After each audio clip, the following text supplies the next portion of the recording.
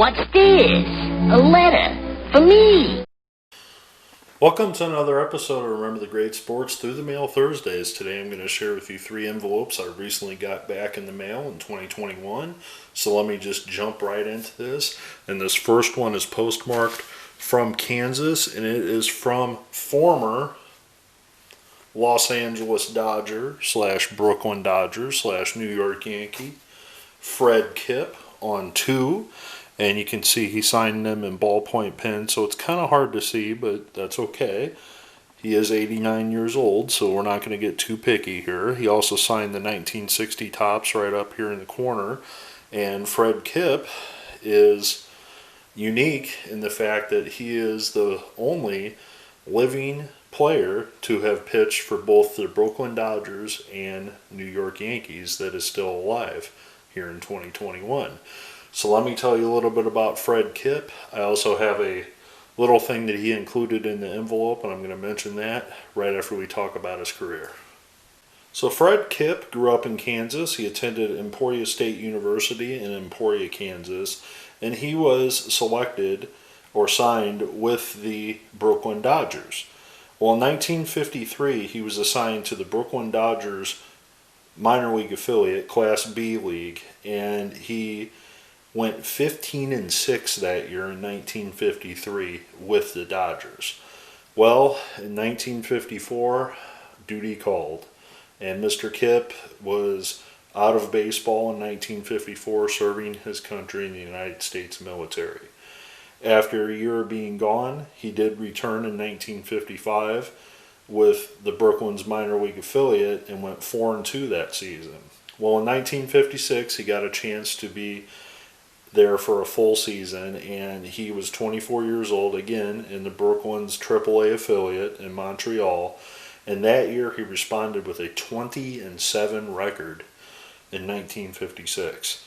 Well, despite that, he didn't get a call up to the majors, which you would think he would have got a shot that year, but in 1957, the following year, he found himself back in AAA, and this time the wheels kind of fell off. He went 8 wins and 17 losses in 1957.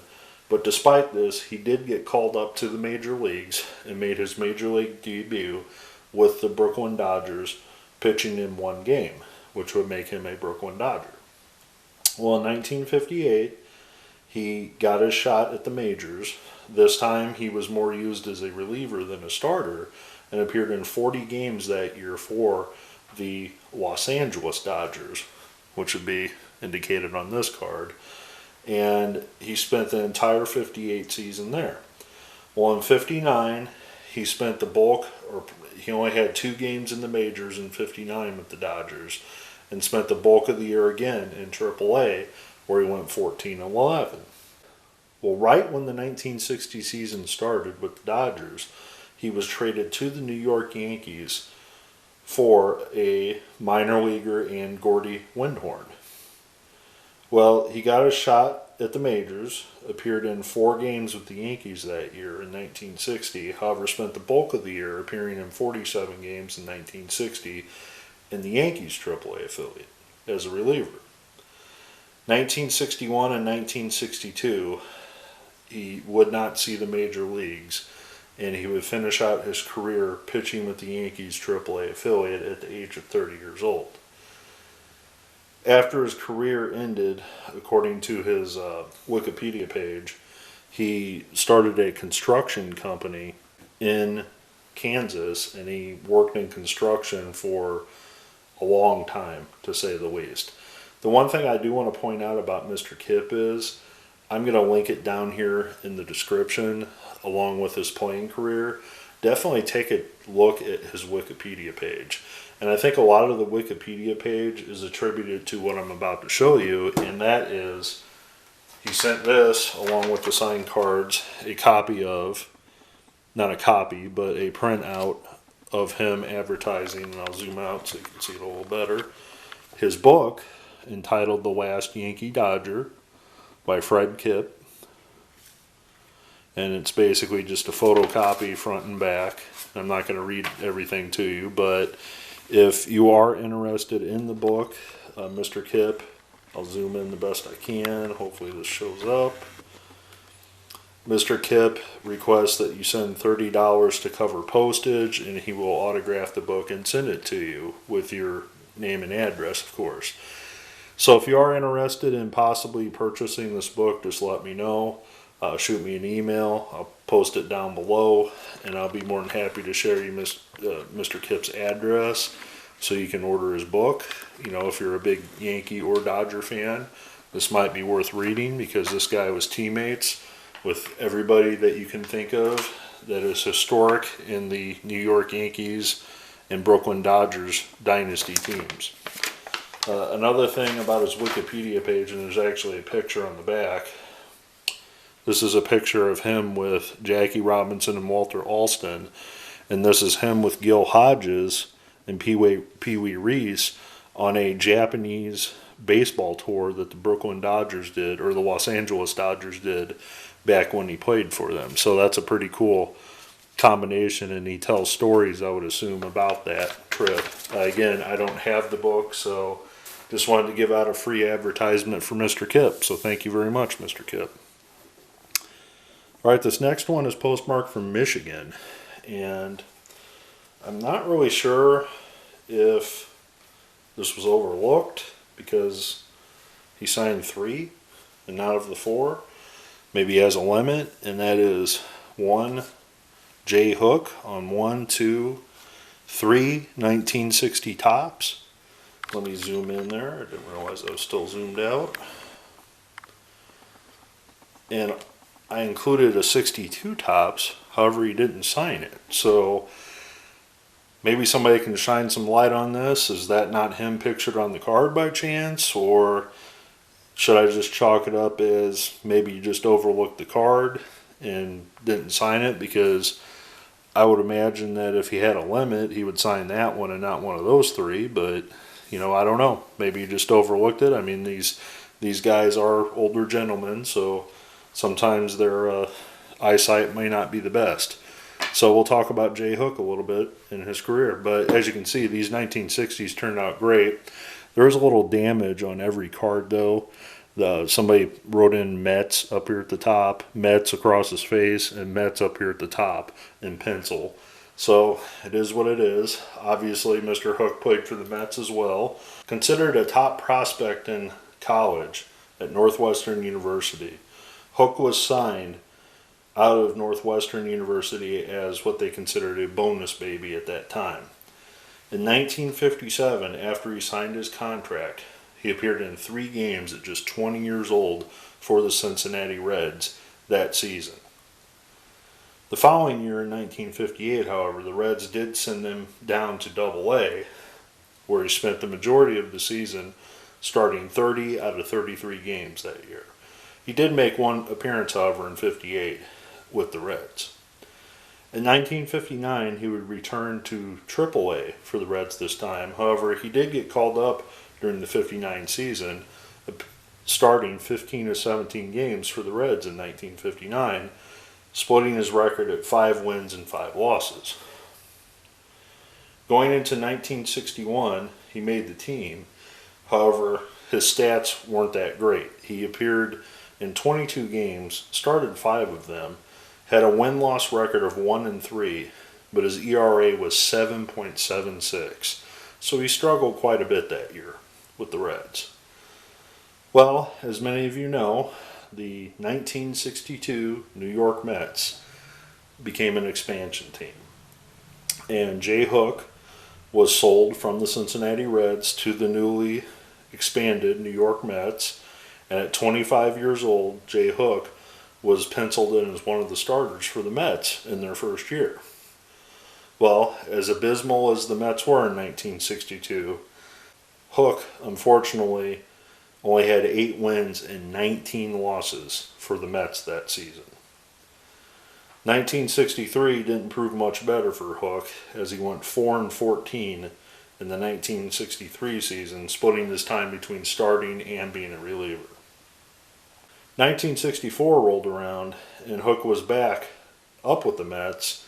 However, after just 3 games, he had an ERA close to 10, and the Mets decided to trade him in a package deal to the Milwaukee Braves.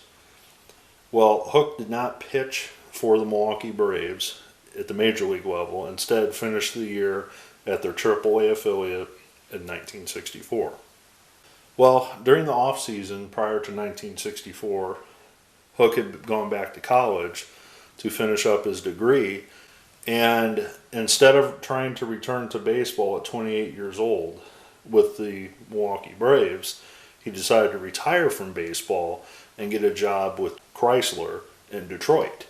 So Hook would then go on to start a career in making automobiles, and he would retire from Chrysler after many years of service, and that's where he basically wound up retiring in Michigan, and that's how he landed in Michigan. So he decided after a few years in the major leagues that maybe it was time to try a different career, and he went back and got his degrees and landed a successful job in the automobile industry. So thank you, Mr. Hook. Glad to add those to the collection as well.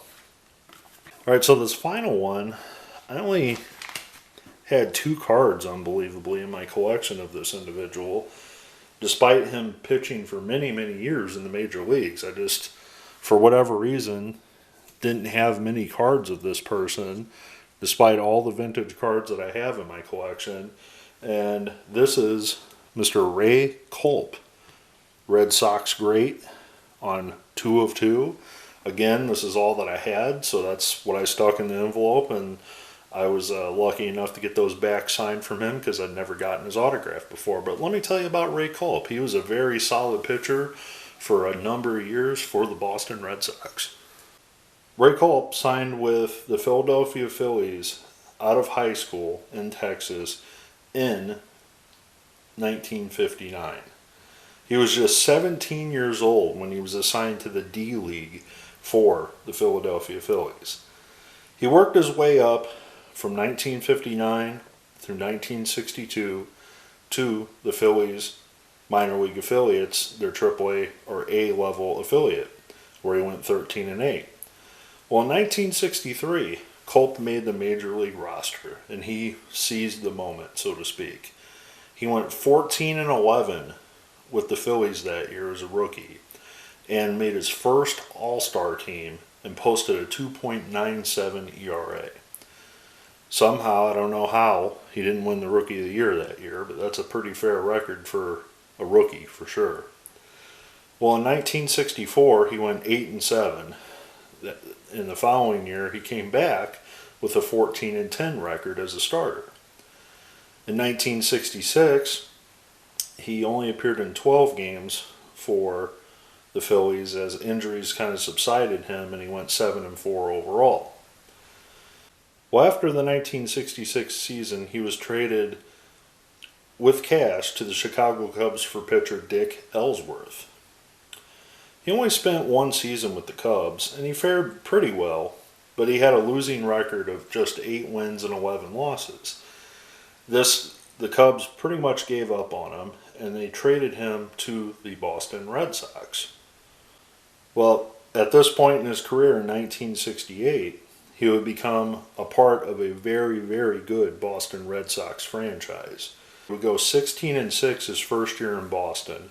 In 1969, he would go 17-8, making his second All-Star team. He would follow that in 1970 with a 17-win season but 14 losses. However, in 1971, he went 14-16 at the age of 29. In 1972, he would return to only pitch in 16 games for the Red Sox that year, posting a 5-8 record. He would split time the following year between the Red Sox AAA affiliate and their major league club, and at 31 years old, the Red Sox released him from his contract after the 1973 season. After that, Culp never pitched again in the major leagues. I'm not really sure what he did post-playing career, but I'm very happy to add this wonderful all-star Red Sox pitcher to my collection. I've never gotten him before, so I'm very happy to have added him to the collection. I'm very happy to add Mr. Hook's signed cards as well. even though it's 3 of the same card, but that's all I had. And I am also happy to add a 1960 signed by Fred Kipp, as well as the other 2 cards. I'm thankful for all 3 of these gentlemen to sign my cards. I also want to thank you, the viewer, for taking the time to watch and enjoy this episode. Please leave some comments below. I look forward to what you have to say. Happy collecting.